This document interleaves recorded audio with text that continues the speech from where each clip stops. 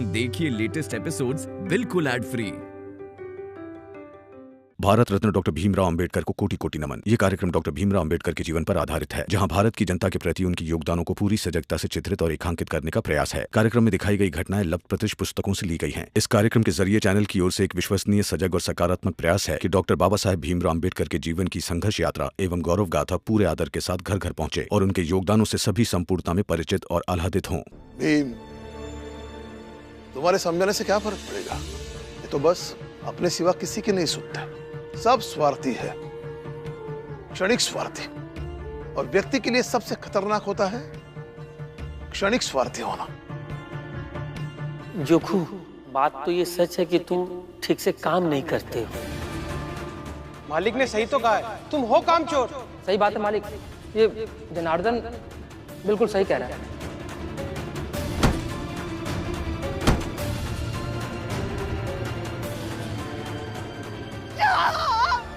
सब स्वार्थी है। अभी देश मनोहर और जनार्दन का बंदोबस्त समझ रहे, लेकिन करुणा मेरा साथ नहीं दिए। वो लोग स्वार्थी नहीं है, बल्कि वो सब जो कुछ भी कर रहे हैं उनसे करवाया जा रहा है। लेकिन वो बच्चे नहीं है भी जो उनसे गलतियां करवाई जा रही है। बच्चे नहीं है, लेकिन एक गरीब जितना डरपोक होता है उतने डरपोक तो है ही ना। और इनका डर जायज है आनंद भैया, क्योंकि नौकरी छूटने का डर सबसे बड़ा डर होता है। अपनी नौकरी बचाने के लिए कई बार अपने मालिक के गलत आदेशों को भी मानने के लिए मजबूर हो जाता है। हितेश काका, जनार्दन काका, मनोहर काका यही कर रहे हैं, इसलिए उन्हें पता भी नहीं होगा कि जोखू काका के साथ गलत हो रहा है। फिर तो एक जरूरतमंद व्यक्ति कभी भी आदर्शवादी नहीं हो सकता, क्योंकि उसे तो कदम कदम पर समझौते करने होंगे। अगर कागज पर लिख कर देने की बात होती रोमा, तो मैं अभी लिख देता कि हर व्यक्ति को हर परिस्थिति में आदर्शवादी होना चाहिए। लेकिन असल में ऐसा नहीं होता है। अगर हम आदर्श समाज की बात कर रहे हैं तो सबसे पहले हर जरूरतमंद को जरूरत की सारी चीजें देनी पड़ेंगी, क्योंकि हाथ में खाली झोला लेकर आदर्श समाज बनाने की बात नहीं कर सकते। तो भीम, जरूरत पूरा करने के लिए किसी के द्वारा की गई हर चीज जायज है, सही है, ऐसा कहना चाह रहे हो तुम? वही तो कानून आता है मालूम। कानून के तराजू के दोनों पलड़ों पर अपराध और न्याय होता है। और मुझे ऐसा लगता है कि कानून का तराजू मापने वाले व्यक्ति के आंखों पर पट्टी बांधी जानी चाहिए, ताकि वो अपराध की तुलना करते वक्त, अपराध का मूल्यांकन करते वक्त अपराधी की जरूरतों को और मजबूरियों को ना देख पाए।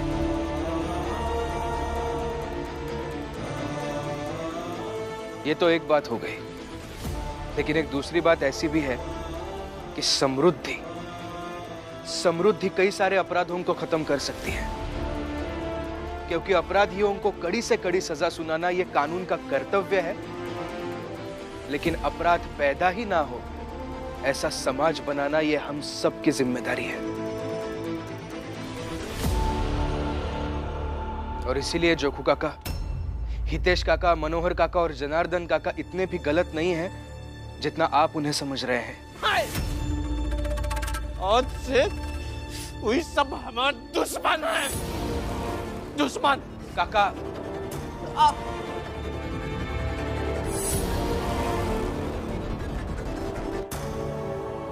फिलवा लेती हूँ किसी और से। शायद ना मैं गलत जगह पे ही आ गई हूँ, जहाँ पे दो दो औरतें रहती है बिना पति के। वो क्या ऐसी औरत को मदद करेंगे जो अपने पति के साथ घूमने जा रही हो।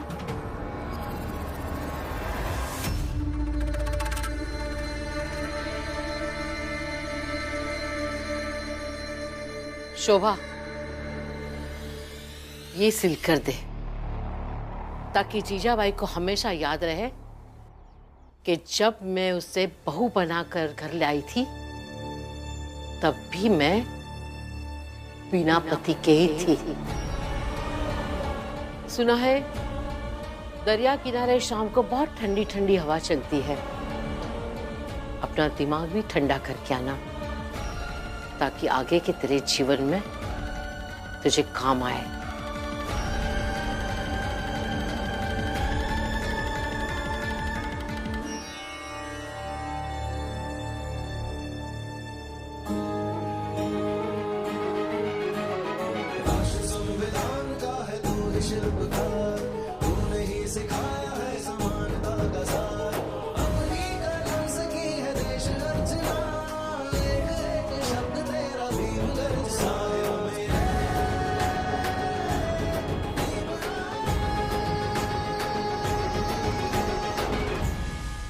रमा, ऐसे क्यों देख रही हो?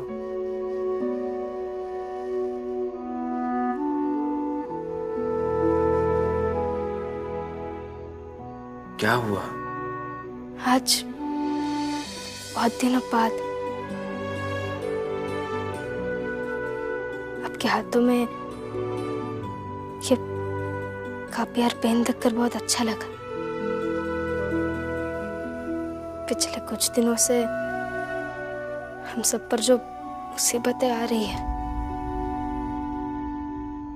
उस वजह से अब अपनी पढ़ाई पर अच्छे से ध्यान नहीं दे पा रहे।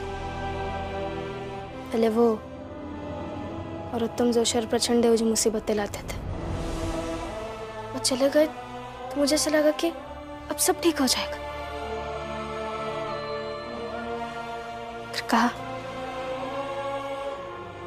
जब से ये मेघनाथ जी और उनके 2 बेटे आ गए हैं,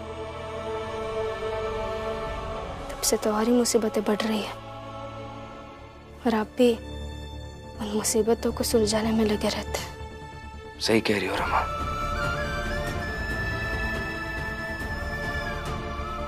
मगर सच कहूं तो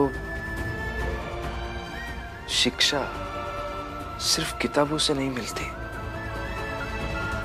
ये जो रोजमर्रा की जिंदगी है, इससे भी बहुत कुछ सीखने को मिलता है।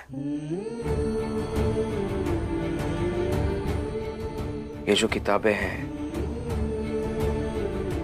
जो मेरी पढ़ाई की किताबें हैं और कुछ न्याय की किताबें हैं, कानून की किताबें हैं, इनसे मुझे ज्ञान तो मिलेगा, आगे जाकर डिग्री भी मिलेगी।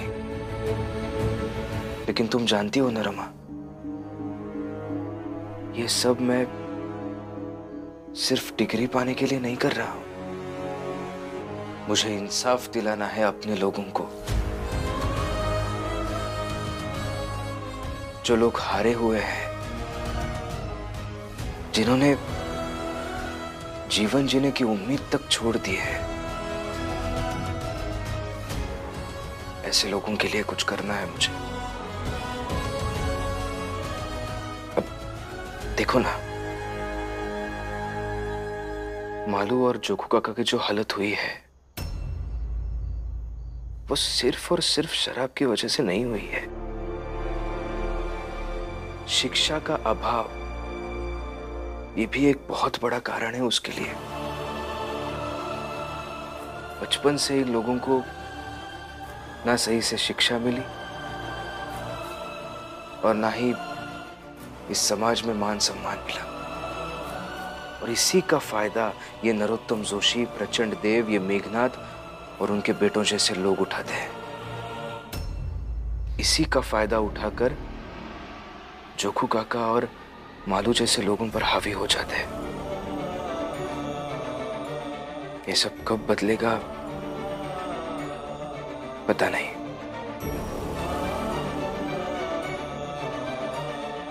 लेकिन हाँ रमा,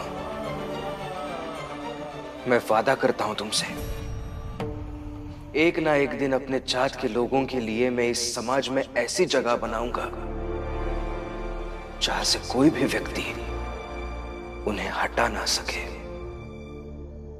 तन को जोगी सब करे, मन को बिरला कोय, सब विधि सहजे पाइए, जे मन जोगी होय। खैर, तुमने बताया नहीं तुम किस लिए आई थी? वो आई घर में दिख नहीं रही है। दिख नहीं रही है?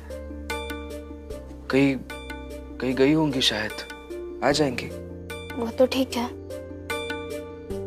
अगर वो बाहर मालू भैया और छोकू काका शराब के लिए तड़प रहे हैं, उसका क्या करेंगे?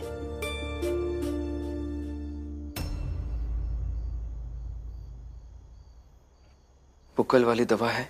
हाँ होगी।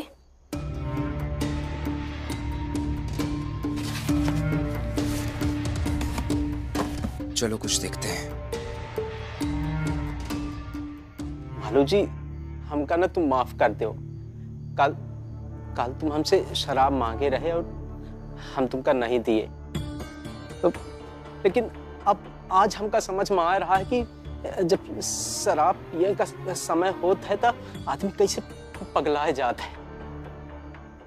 लेकिन कौना बात नहीं मालू जी।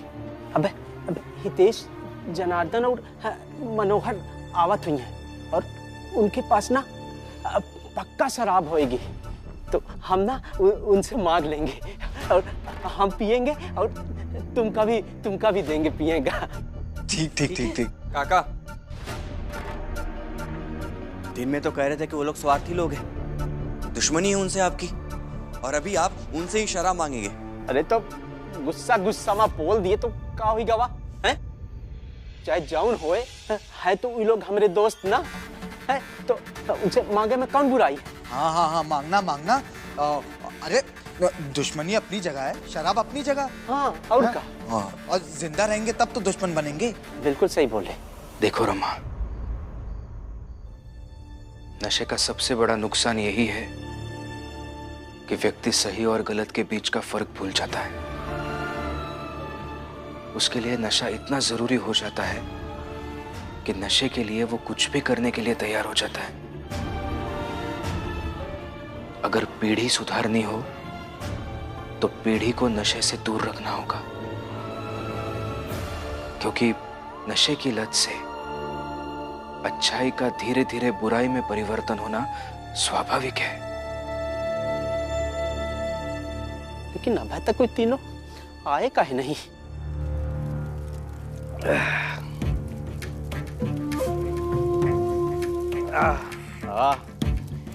अच्छी योजना बनाई देश बाबू, चाल के बाहर शराब पीने की।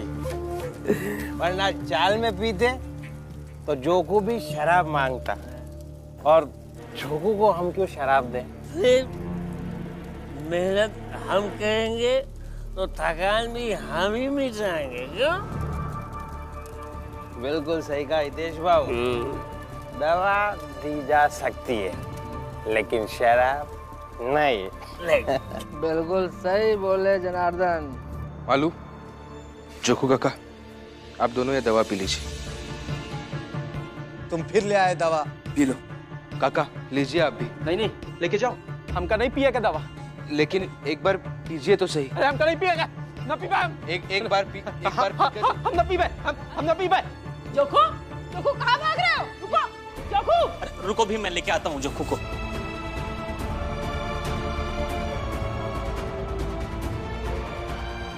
कम से कम तुम तो पी लो। लो दवा पी लो, इससे अच्छी नींद आएगी, फिर सो जाओ। तुम हर रोज मुझे ऐसे सुलाते रहोगे तो इससे मेरी लत कभी खत्म नहीं होगी। हर रोज नहीं पिलाऊंगा, ये बस तब तक पिलाऊंगा जब तक तुम खुद नहीं कहते कि तुम्हें शराब छोड़नी है। एक बार तुमने खुद कह दिया कि शराब छोड़नी है तो उस दिन से तुम्हारी चिकित्सा शुरू हो जाएगी। लो आप पी लीजिए ना। और आपको ऐसे बंधा हुआ देखकर हमें भी अच्छा नहीं लगता। हम भी चाहते हैं कि आपके हाथ खुले हुए हैं, आप हमारे साथ ऐसे ही रहे जैसे पहले रहते होंगे। और अब तो आपको आप दोनों की दोस्ती का मोल भी है, तो पी लीजिए ना दवा। मालो जी, पी लो दवाई। हाँ मालू जी भाऊ, पी लीजिए दवाई। लो मालो।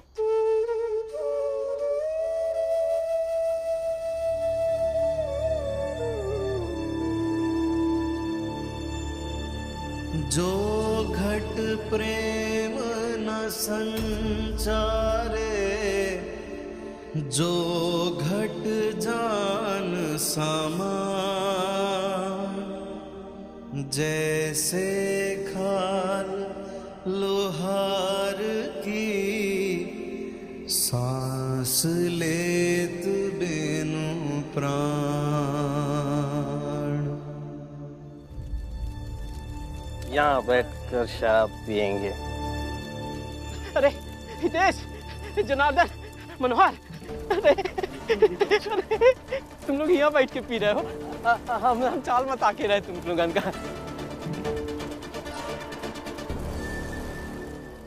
जना हमका भी दो ना तुका। हितेश, हितेश भाव, मनोहर हमका भी दो ना।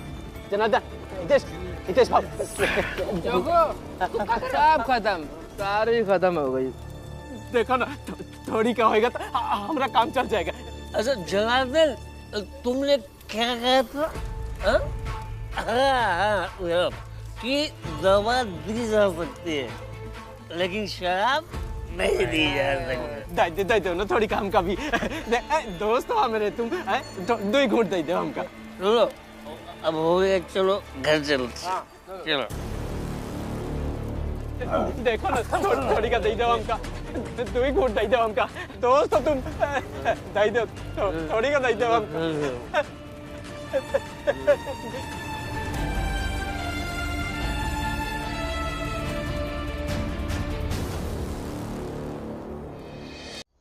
बाबा,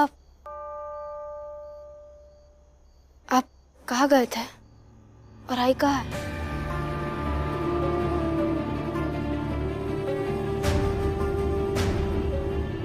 वो पागल की तरह दरिया के पास गई है और जिद बांध कर बैठी है। जब तक मैं उसे लेने नहीं आऊंगा तब तक वो नहीं आएगी।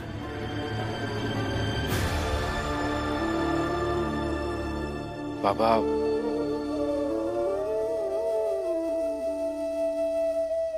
आप दोनों पति पत्नी के बीच मेरा बोलना सही नहीं होगा।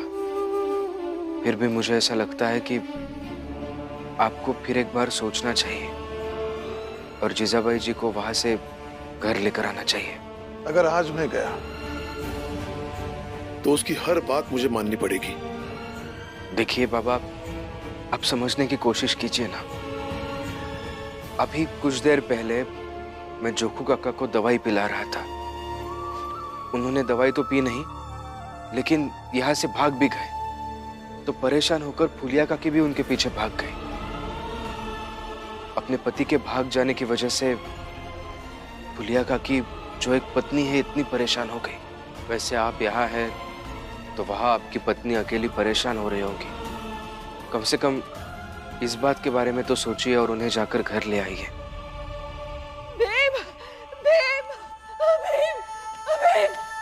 काकी, काकी, काकी शांत हो जाइए। क्या हुआ? क्या हुआ? जाके चोको को बचाई लो भीम। आप शांत हो जाइए और बताइए क्या हुआ। शराब पिए के खातिर ना, पता नहीं क्या उठपटांग हरकत कर रहे हैं।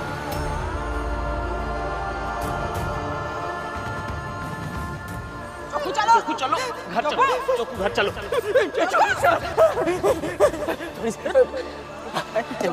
चोको मत करो, चोको।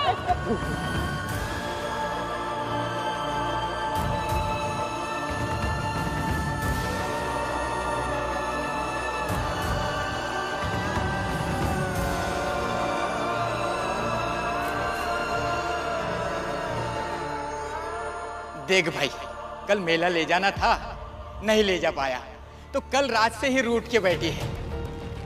अब तू एक काम कर, तू जमीन पे लौट कर थोड़ा करतब दिखाकर नट का काम कर दे। बीवी खुश हो जाएगी और तू थोड़े पैसे भी कमा लेगा। माफ करो साहब, हमका ऐसा पैसा नहीं चाहिए। जेकेला ने हमका जमीन पे लौटने का पड़ा है और बाकी के सब लोग हमारा मजाक उड़ावे। ठीक है, आज से तुझे कपड़ा देना बंद। मालिक, कपड़ा तो दे दो ना स्त्री के लिए। फुलिया, ध्यान दे, इनसे कपड़ा न ले। हमका इनके सामने जमीन में लौट के यहाँ अपन इज्जत यह मिट्टी में मिला के नहीं जाएगा। वो दिन तो जोकू वो आदमी के सामने झुके से मना कर दिए रहे, लेकिन आज शराब पिए के खातिर ना, पता नहीं क्या उठपटांग हरकत कर रहे। अवगुण कहूँ शराब का, आपा अहमक साथ, मानुष से पशुआ करे दा